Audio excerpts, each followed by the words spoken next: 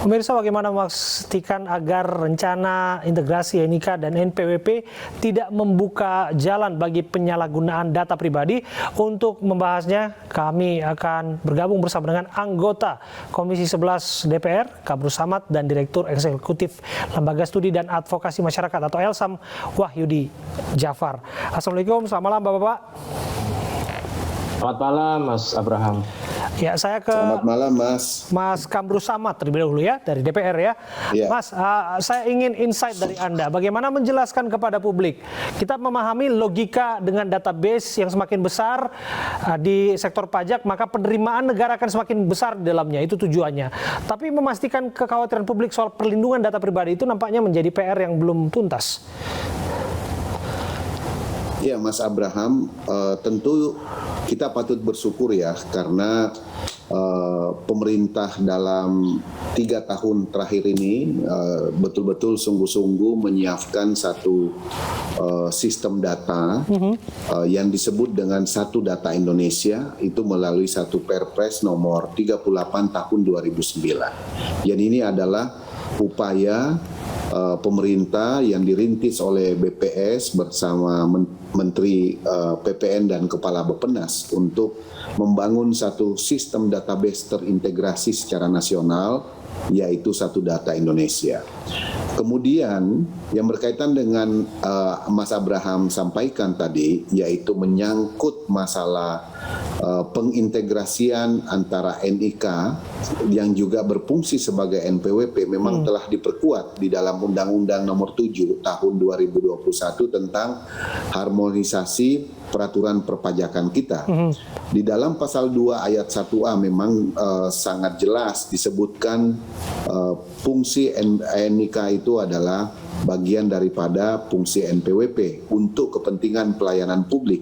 Dan kemudian pemerintah juga telah menerbitkan peraturan presiden tentang nomor 83 tahun 2021 sebagai produk hukum turunan daripada Undang-Undang nomor 7 tersebut. Sehingga sekarang Dirjen Pajak, kita menyaksikan bersama Dirjen Dukcapil telah memperbaharui perjanjian kerjasama antara dua lembaga kementerian tersebut, dan kita harapkan itu bisa terimplementasi. Begitu, Mas Abraham. Sampai di sana nampaknya belum terjawab soal kekhawatiran publik. Kita tahu mengenai single identity number itu adalah tujuan besar ke depannya, tapi pertanyaannya adalah bahwa ekosistem digital yang berkembang pesat tapi tidak dibarengi dengan perlindungan yang memadai. Kita tidak sekali dua kali menyaksikan kebocoran data. Apakah ini juga disoroti oleh DPR? Ya, tentu rancangan Undang-Undang Perlindungan Data Pribadi ini menjadi salah satu concern kita juga untuk mendorong supaya bisa dilakukan pembahasan dan juga pada akhirnya pengesahan. Dan ini semuanya tentu memerlukan dukungan dari berbagai macam pihak, dari semua unsur elemen pemerintah, kementerian dan lembaga terkait, sehingga RUU Perlindungan Data Pribadi ini bisa mengalami kemajuan dari segi pembahasan di baik di badan legislasi maupun di alat kelengkapan DPR yang ditunjuk tentang hal tersebut. Tetapi harus kita akui, Mas Abraham, bahwa integrasi nomor induk kependudukan NIK dengan sebagai nomor pokok wajib pajak ini memang adalah sebuah upaya kita untuk mengejar ketertinggalan dari berbagai negara yang memang sudah jauh lebih maju. Ya, bahkan di Swiss kita bisa menyaksikan anak yang baru lahir itu registrasinya ke kantor pajak, bukan ke catatan sipil. Tapi tak langsung juga jadi wajib pajak kan, Pak Kamrus Samad. Dan ini bagian daripada upaya kita untuk mendorong percepatan Satu Data Indonesia. Begitu, Mas Abraham. Saya bergeser lah ke Pak Wahyudi untuk mendapatkan perspektif lain. Pak Wahyudi, Anda nampaknya punya concern mengenai perlindungan data pribadi, mengingat beberapa kasus belakangan ini seringkali kebocoran dan yang dirugikan oleh masyarakat begitu. Mereka merasa tidak nyaman dengan keadaan ini. Bagaimana Anda menjelaskan kesiapan pemerintah dari amatan Anda dari kacamata hak-hak yang memang harus dilindungi sebelum menunaikan kewajiban sebagai wajib pajak?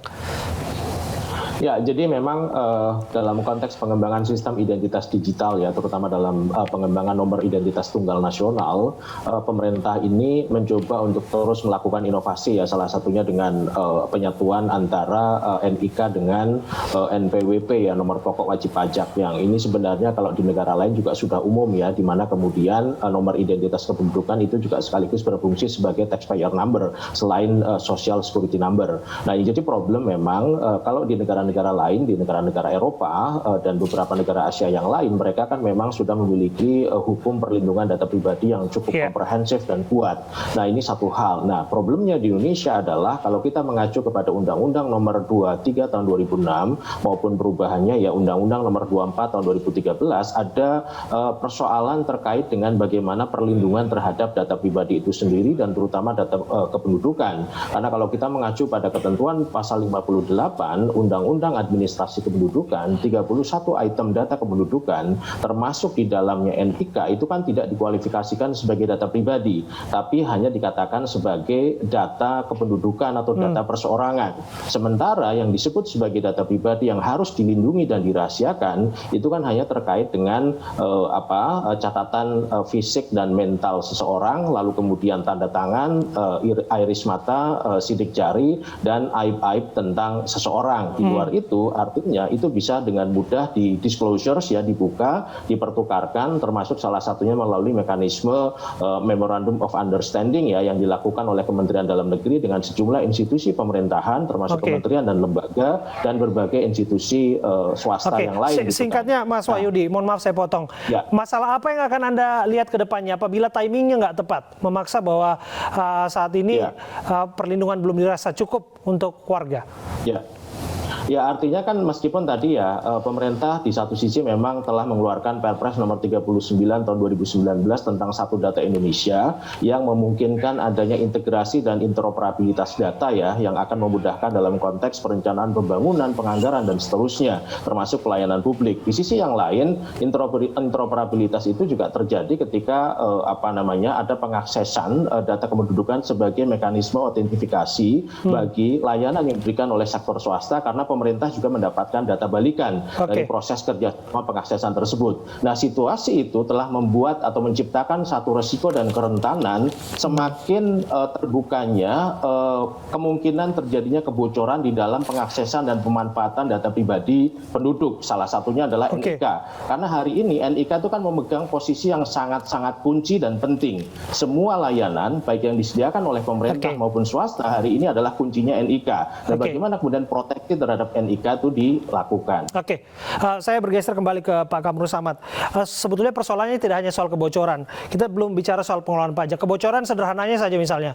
Nggak nyaman apabila orang ingin beribadah, tiba-tiba dapat telepon dari telemarketing misalnya, menawarkan sesuatu. Itu kan data pribadi dan orang merasa nggak nyaman dan terganggu di situ. Itu hal yang paling sederhana. Kemudian belum lagi tingkat kepercayaan publik, belum lagi trust publik terhadap pengelolaan pajak kita. Karena ujung-ujungnya ini kan adalah negara dalam asumsi ingin menambah penerimaan pajak. Bagaimana Anda menjelaskan kepada publik? Ya, jadi memang pemberlakuan tentang hal ini, Mas Abraham, itu direncanakan di tahun 2023. Jadi kita masih ada waktu untuk dalam lebih kurang dalam 3 sampai 4 masa persidangan untuk bisa menuntaskan rancangan undang-undang perlindungan data pribadi tersebut. Yang kedua juga pemerintah juga bisa melakukan simulasi uji coba tentang hal tersebut sebelum secara resmi tahun 2023 kita implementasikan antara penyatuan sistem informasi teknologi sebagai penunjang integrasi data antara NIK dan NPWP. Nah, ini semua bagian daripada upaya pemerintah dari sektor perpajakan supaya jangkauan wajib pajak pribadi nantinya akan jauh lebih luas dan kemudian juga berdampak pada penerimaan negara dan juga tentu kita harapkan peningkatan kualitas pelayanan publik kepada para wajib pajak kita yang telah menunaikan kewajibannya kepada negara. Dan itulah tugas kita untuk mendorong supaya hal tersebut bisa diselesaikan. Begitu, Mas. Iya, Terima kasih atas waktu Anda Pak Kamrus Ahmad, Pak Wahyudi. Harapannya tentu saja apapun niat pemerintah jangan sampai menyampingkan hak-hak rakyat sebetulnya kaitannya dengan perlindungan data pribadi dan juga pengelolaan pajak secara jujur dan transparan.